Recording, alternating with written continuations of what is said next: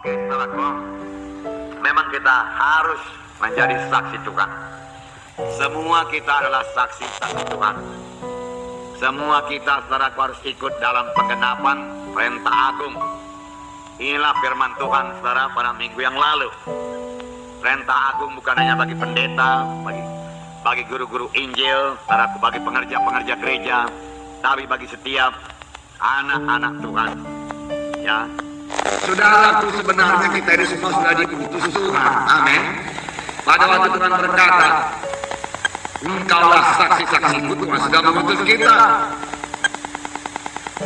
Pada waktu Tuhan berkata, segala kuasa di surga dan di bumi ada padaku. Sebab itu pergilah, Tuhan sudah mengutus kita untuk pergi. Marilah bergerak. Saudaraku, nikmatilah penginjilan. Nikmatilah melihat jiwa-jiwa selamat. Nikmatilah melihat jiwa-jiwa berubah. Nikmatilah melihat jiwa-jiwa sembuh.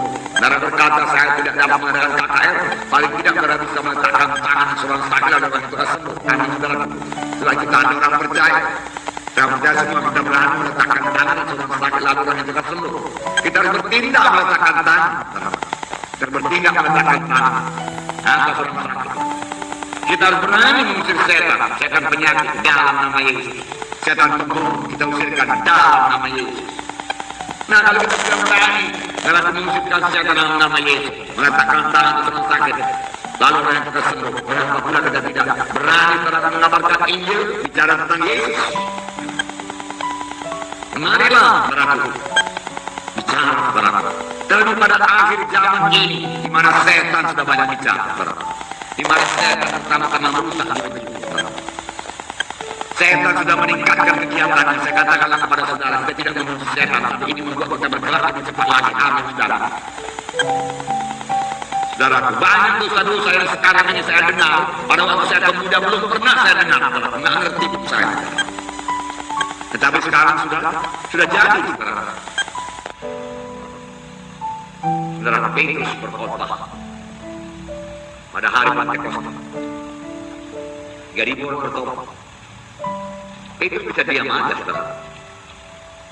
Petrus bisa pikir, orang-orang ini tegak tengkuk ini semua.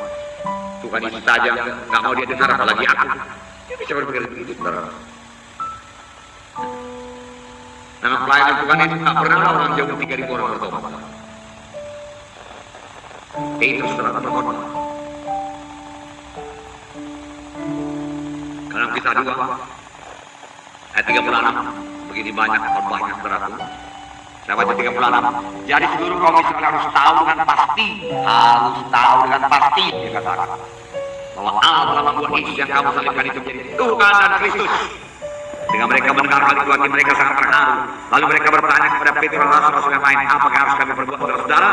Lihat, kalau menurut pikiran manusia, saudaraku, nggak akan mungkinlah hati mereka itu terharu. Nggak mungkin. Sedangkan Tuhan Yesus saja saudara tidak didengar. Bagaimana mungkin hati mereka terharu? Mereka begitu keras kami, saudara.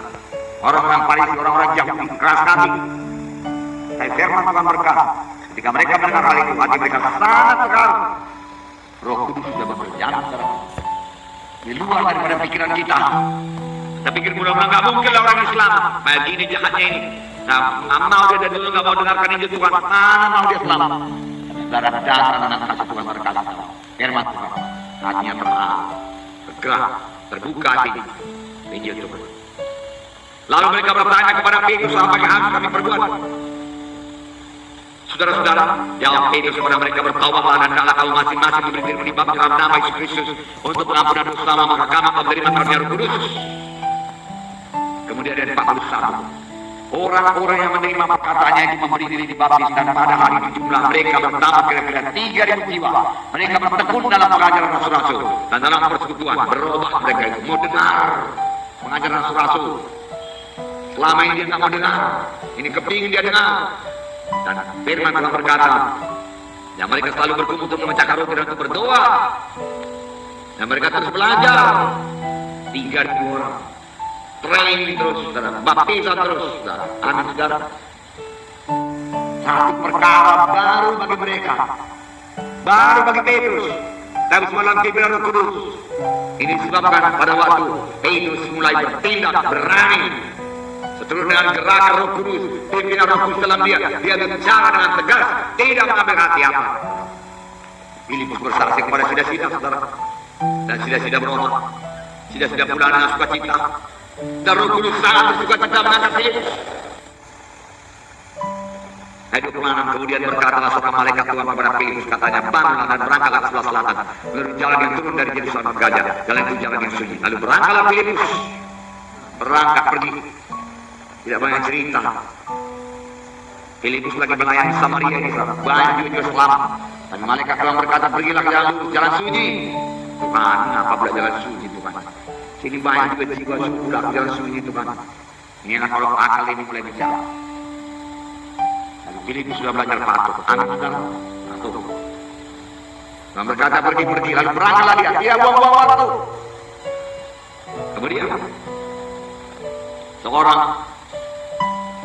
lalu kata Roh kepada Filipus, pergilah ke situ dan dekatilah kereta itu. Filipus segera sudah mendengar, sudah membaca kitab Nabi Yesaya.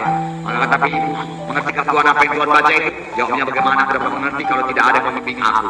Bagaimana aku dapat mengerti kalau tidak ada yang membimbing aku? Bagaimana aku percaya kalau tidak ada yang memberitakan kepadaku? Bagaimana aku berseru kepada Tuhan kalau aku tidak percaya? Kecuali Filipus berangkat. Ini tertulis dalam Alkitab. Anak saudara, tentu saudara juga tahu ini tertulis, saudara. Nanti yang baca dalam kitab. Tapi saya mau mengatakan kepada saudara, apa gunanya yang tertulis dalam Alkitab? Yaitu supaya ini menjadi teladan kita, amin. Supaya kita teladani, dan ini bisa terjadi, amin. Ini bukan cerita saja dalam kita baca, oh begitu rupanya. Dalam beriman, bisa jadi begitu Tuhan, ada begitu. Rupanya saya ini macam Filipus, saudara. Orang biasa, saudara yang dilayani para menteri keuangan, saudara. Petrus sudah penuh dengan Roh Kudus, firman Tuhan berkata, setelah mereka melihat keberanian Petrus dan Yohanes, mereka tahu bahwasanya mereka adalah murid-murid Yesus.